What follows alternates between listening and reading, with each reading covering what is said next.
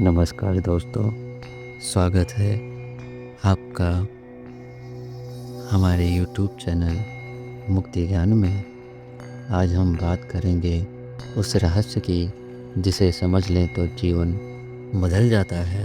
रहस्य कर्म का फल कैसे मिलता है और यह ज्ञान स्वयं भगवान कृष्ण ने अर्जुन को कुरुक्षेत्र की युद्ध भूमि में दिया था। कृष्ण कहते हैं, हे अर्जुन, कर्म केवल क्रिया नहीं, चेतना की ऊर्जा है। हम जो भी करते हैं, एक विचार, एक शब्द, एक भावना, सब मिलकर एक ऊर्जा बनाते हैं और वही ऊर्जा ब्रह्मांड में वापस लौटती है। कभी सुख बनकर, कभी दुख बनकर, कभी अवसर बनकर, तो कभी परीक्षा बनकर। कर्म 3 प्रकार के हैं। संचित कर्म, कई जन्मों का संचित स्टॉक। प्रारब्ध कर्म, जो आज हम भोग रहे हैं। क्रियमाण कर्म, जो अभी हम कर रहे हैं। कृष्ण कहते हैं, अर्जुन, तू केवल क्रियमाण कर्म को बदल सकता है, बाकी तो तेरे नियंत्रण में नहीं है। अर्जुन पूछता है, हे माधव, जब मैं अच्छा कर्म करता हूँ फिर भी दुख क्यों आते हैं? कृष्ण मुस्कुरा कर कहते हैं, हे अर्जुन, कर्म फल कभी खोता नहीं, बस ही सही समय की प्रतीक्षा करता है। बीज डालो तो पेड़ तुरंत नहीं बनता, ठीक उसी तरह कर्म का फल भी समय मांगता है। कृष्ण कहते हैं, तुरंत फल तब मिलता है जब कर्म बहुत प्रबल हो। देरी से फल तब मिलता है जब परिस्थितियाँ तैयार न हो। अदृश्य फल तब मिलता है जब कर्म हमारे स्वभाव को बदल देता है। कभी कभी फल दिखता नहीं, पर अंतर में परिवर्तन आ जाता है। सोच बदलती है, दृष्टि बदलती है, भाग्य बदलता है। उदाहरण, अर्जुन युद्ध छोड़ना चाहता था, वह डर और मोह भ्रम में था। कृष्ण कहते हैं, अर्जुन, यदि तू अपने धर्म से भागेगा तो फल भी तुझसे भाग जाएगा।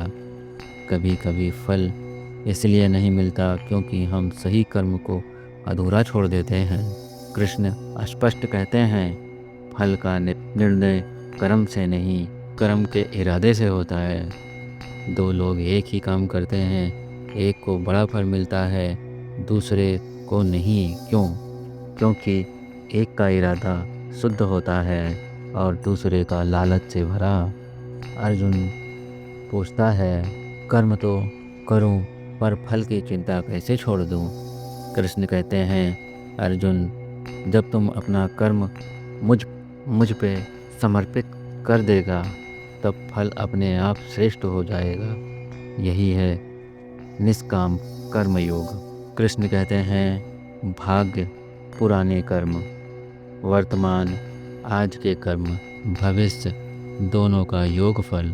हम जितना भी भाग्य को दोष देते हैं, उतना हम वर्तमान कर्म को कमज़ोर बना देते हैं। याद रखो, आज आप जैसा कर्म कर रहे हो, कल आपका भाग्य वैसा ही बनेगा।